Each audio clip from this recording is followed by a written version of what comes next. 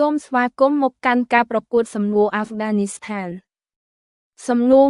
1ទីក្រុងមូលដ្ឋានរបស់អាហ្វហ្គានីស្ថានគឺអ្វី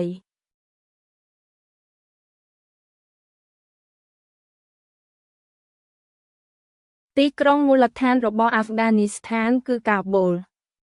សំណួរ2ភ្នំណាដែលកំពុងរត់តាមអាហ្វហ្គានីស្ថាន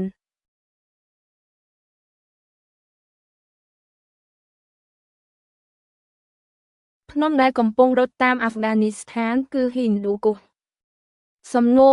3ភាសាដែលមានសិទ្ធិជាផ្លូវការនៅអាហ្វហ្គានីស្ថានគឺអ្វី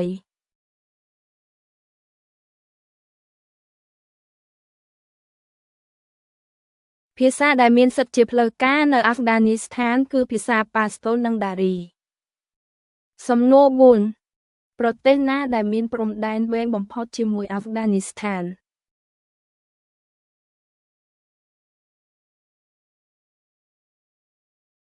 ប្រទេសដែលមានព្រំដែនវែងបំផុតជាមួយអាហ្វហ្គានីស្ថានគឺប៉ាគីស្ថានសំណួរ5អាហ្វហ្គានីស្ថានគឺមានឈ្មោះល្បីសម្រាប់ផលិតអ្វីខ្លះ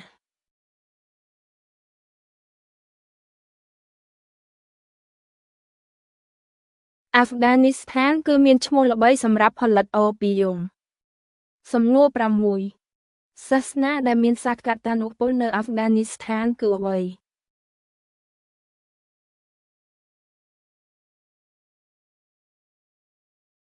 សាសនាដែលមានសក្តានុពលនៅអាហ្វហ្គានីស្ថានគឺអ៊ីស្លាមសំណួរ7អាហ្វហ្គានីស្ថានជាផ្នែកមួយនៃអាណាចក្រណាមួយនៅសតវត្សទី19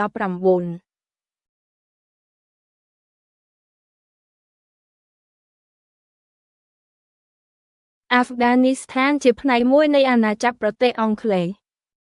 សំណួរ8ប្រាក់ដែលប្រើនៅអាហ្វហ្គានីស្ថានគឺអ្វី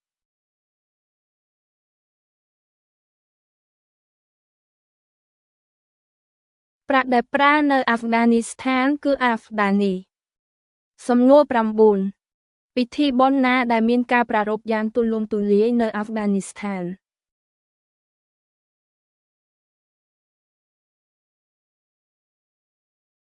ពិធីបុណ្យដែលមានការប្រារព្ធយ៉ាងទូលំទូលាយនៅអាហ្វហ្គានីស្ថានគឺអ៊ីដអាល់ហ្វីតសំណួរ10ព្រឹត្តិការណ៍សំខាន់ណាដែលបានកើតឡើងនៅអាហ្វហ្គានីស្ថាននៅឆ្នាំ2001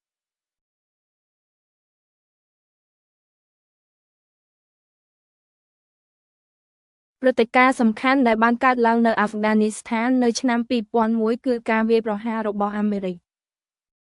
សំណួរ11ទីក្រុងបុរាណណាដែលស្ថិតនៅក្នុងអាហ្វហ្គានីស្ថាន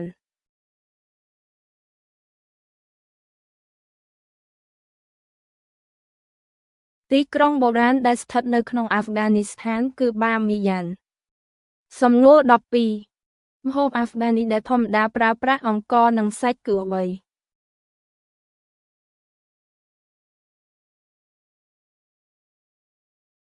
ម្ហូបអាហ្វហ្គានីដែលធម្មតាប្រើប្រាស់អង្ករនិងសាច់គឺភីឡាវសំណួរ13អ្វីខ្លះដែលជាអាវប្រពៃណីអាហ្វហ្គានី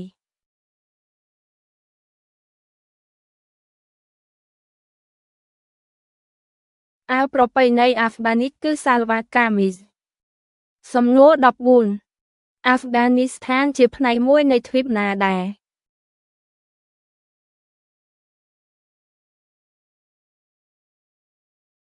អាហ្វហ្គានីស្ថានជាផ្នែកមួយនៃទ្វីបអាស៊ីសំណួរ15សត្វណាដែលត្រូវបានចាត់ទុកជាសញ្ញាជាតិរបស់អាហ្វហ្គានីស្ថាន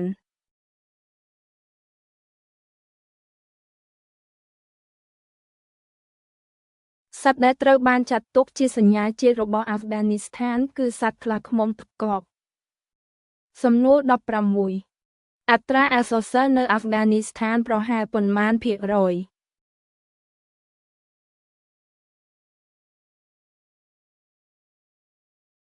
អត្រាអក្សរសិល្ប៍នៅអាហ្វហ្គានីស្ថានប្រហែល50%សំណួរ17កីឡាដែលមានប្រជាប្រិយភាពនៅអាហ្វហ្គានីស្ថានគឺអ្វី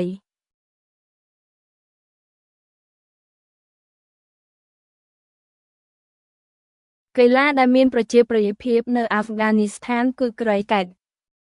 សំណួរ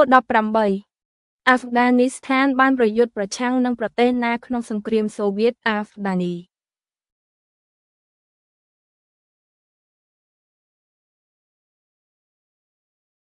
អាហ្វហ្គានីស្ថានបានប្រយុទ្ធប្រឆាំងនឹងសូវៀតក្នុងសង្គ្រាមសូវៀតអាហ្វហ្គានី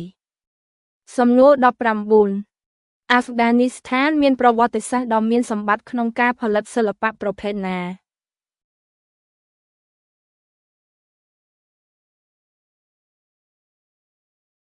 អាហ្វហ្គានីស្ថានមានប្រវត្តិសាស្ត្រដ៏មានសម្បត្តិក្នុងការផលិតសិល្បៈទាំងអស់ខាងលើសំណួរ20ទន្លេណាដែលវែងបំផុតនៅអាហ្វហ្គានីស្ថាន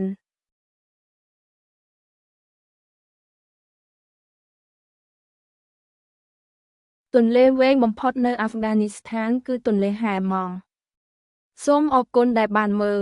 កុំភ្លេចចុច Subscribe